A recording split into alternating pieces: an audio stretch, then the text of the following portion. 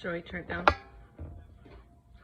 Okay, Josh, so you said factoring, so there's different ways to factor, lots of different ways actually. So I could send you a video that kind of shows all the different kinds, but this one is just on these 3 problems in particular. This first one's the one that was on your screen. It gave you some factors to choose from that were expressions. But it's just a fancy way of asking a factoring question. So I'm going to come back to this one in a minute. This one is actually way easier because they're I call them easy trinomials. There's 3 terms, that's what makes it trinomial. But there being a 1, an invisible 1 right there, a leading coefficient, is what makes it easy to factor. All of these, when they have a squared on them, tells you that there are 2 factors. So there should be 2 factors. And then this one, we're just going to use common sense. What would you multiply and put here to here, here and here, that would give you n squared? Well, it kind of makes sense. We need an n times an n. That gives you n squared. Next, you look at this sign right here. It's a plus. That plus sign means that the signs in the factors are going to be the same. They have to be the exact same sign. And so they're either both positive or both negative. And if you're an equation whisperer like I am, this is the sign that they're going to be. So this says they're going to be the same. This says they're both going to be addition.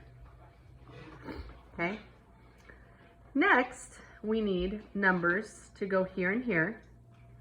And those 2 numbers, because when you multiply or distribute them through, this number times this number has to give you that 25.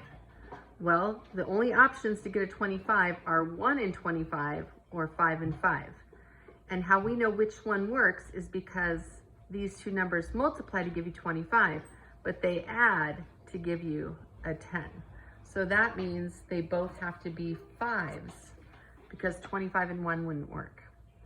Now, on this one, it's not just factoring because it's solving. It's got the equal to 0 out here. So you don't stop there. You would go ahead and you would break the factors apart and set them equal to 0, because the only way you can multiply to get a 0, one of them has to be 0. So n plus 5 equals 0, or n plus 5 equals 0, which is silly because they're the same thing. So we would get the same answer regardless. So we would subtract that 5 over, and we get n equals -5, and you'll get the same thing there. Okay, so that's an easy one because of that 1 in front of there. The other 2 questions you showed me are harder because it is an x squared. Oops, maybe they were w's. Maybe I wrote it down wrong from your picture. Let's make this a w, I don't know. I'm not sure. So if that's a w, there doesn't make sense that they be 2 different letters. That's how I know I wrote it down wrong. But that 7 in front is what makes it hard. So there's still going to be 2 factors. So it would still look like this. So this is where there's lots of different ways that you could figure this out. You could use guess and check and trial and error and figure it out. That's how we had to do it when I was a kid, because we didn't have any of these strategies. Or you can take this thing and you can change it into 4 terms and break it down the middle.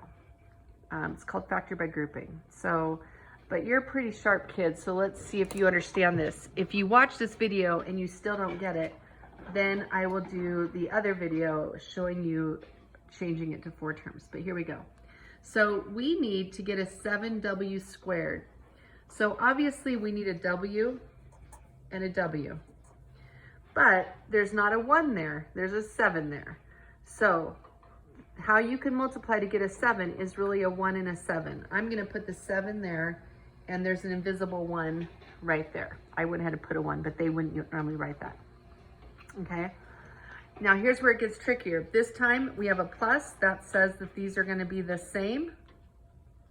And it's not an addition anymore, it's a subtraction. So at least we know it's got to be 7w minus a number and W minus a number. So that's going to help you narrow down your choices because they gave you ones to choose from. Okay, now we're looking at what multiplies to give us a 4. So you could do 1 and 4 or 2 and 2. But it's a little harder because that's 7 right there. So we need these two numbers. This is where trial and error comes into play a little bit. We're going to try 1 and 4 or 2 and 2. And then we have to multiply it back together to see if we get this negative 16W back. That's what's tricky. That 7 has an effect on it. Okay? So let's, just for funsies, let's try 2 and 2. Let's just see if that works. So that was a guess.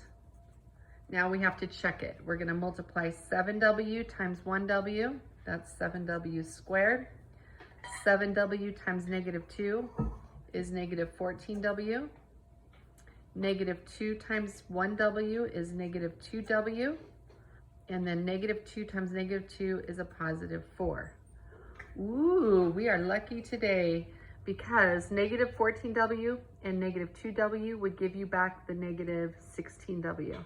So we did it. It worked. It checks out. So the factors for this are 7W minus 2 and W minus 2. If we had multiplied it together and we didn't get that 16W back, then we would have to start over and we would try again. We'd come back here and we'd erase those 2's and we would try a 1 and a 4. Okay? All right, the last one, also really, really big numbers, and it's a solving one. I did not do these ahead of time on purpose, so I don't just know the answers, we're just getting lucky or not. Again, we could turn this into 4 terms and do it that way. I call it Xbox method. Sometimes there's something in common that you could pull out, but that 19 messes that up, so we can't do that. So let's see how lucky we are on this one. All right, to get a 15x squared, you're either gonna have a 15 and a 1 or like a 3 and a 5. I don't know what the right answer is gonna be. I don't know, I'm totally guessing. This is the guess and check method. So I'm gonna try a 5x and a 3x. If we exhaust all the options here and none of them work, we're gonna have to go back and do a 15 and a 1. So there's that. All right, this says this time that it's a negative, so they're not the same, they're different. And so it's a plus and a minus, but I don't know which way or which place to put them at all. I'm totally guessing. So I know they have to be different. I'm gonna try this. I'm gonna put a negative here and a positive here. Just remember, if it doesn't work out, we could swap those. Like that's one of the changes that could be made. There's lots of variables here. Okay, and then last but not least, to multiply to get a negative 56. So the one that comes to my mind is 7 times 8. So let's try doing 7 or 8. Again, I'm totally guessing. So let's try the 7 here and the 8 there. All right, that was all guessing. So remember, this may not even work out. Let's check it out. So I'm gonna multiply it together. That's 15x squared. 5x times 7 is 35x. And then this is a minus 24x and a minus 56. So the question is, what is 35 minus 24? Well, 35 minus 24 is 11x. So that is not 19. So that did not work. So we have to go back to the drawing board.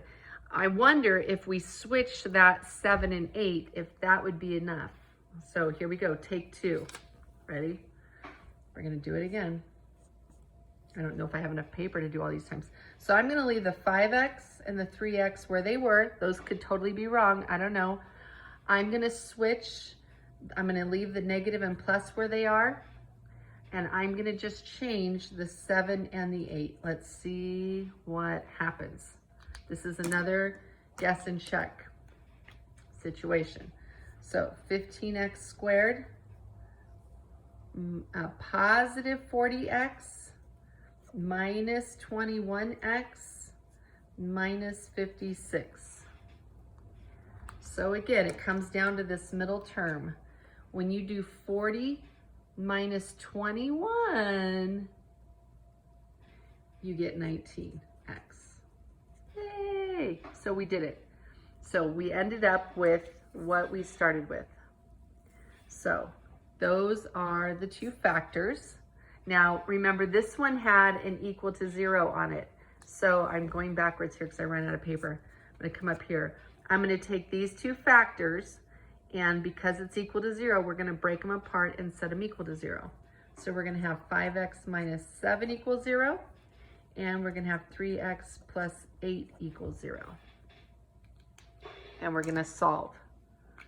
So we're going to add the 7 and divide by 5. So x equals 7/5.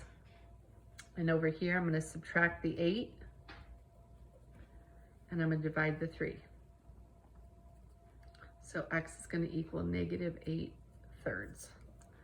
And those are our two answers. If this wasn't good and you want to learn the other way, let me know.